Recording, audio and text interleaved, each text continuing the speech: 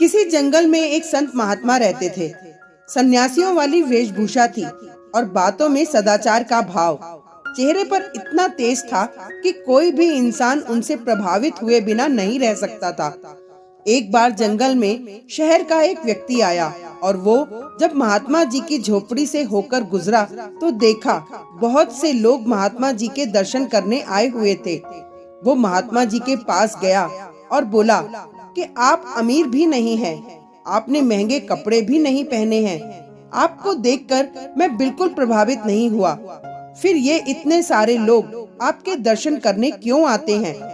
महात्मा जी ने उस व्यक्ति को अपनी एक अंगूठी उतार के दी और कहा कि आप इसे बाजार में बेच कर आए और इसके बदले एक सोने की माला लेकर आए।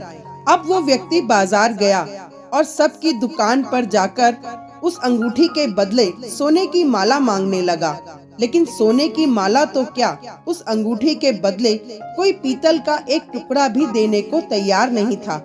थक हार के वे व्यक्ति वापस महात्मा जी के पास पहुंचा और बोला कि इस अंगूठी की तो कोई कीमत ही नहीं है। महात्मा जी मुस्कुराए और बोले कि अब इस अंगूठी को पीछे वाली एक गली में सुनार की दुकान पर ले जाओ।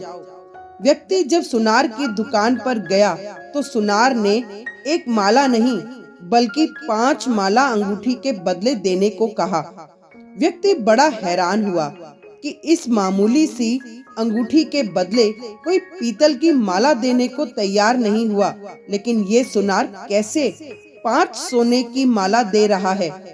व्यक्ति वापस महात्मा जी के पास गया और उनको सारी बातें बताईं। अब महात्मा जी बोले कि चीजें जैसी ऊपर से दिखती हैं, अंदर से वैसी नहीं होती।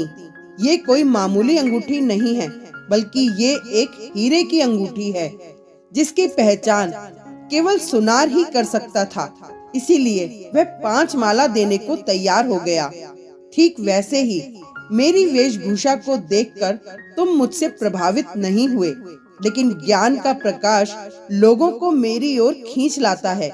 व्यक्ति महात्मा जी की बातें सुनकर बड़ा शर्मिंदा हुआ। कपड़ों से व्यक्ति की पहचान नहीं होती, बल्कि आचरण और ज्ञान से व्यक्ति की पहचान होती है। Thank you.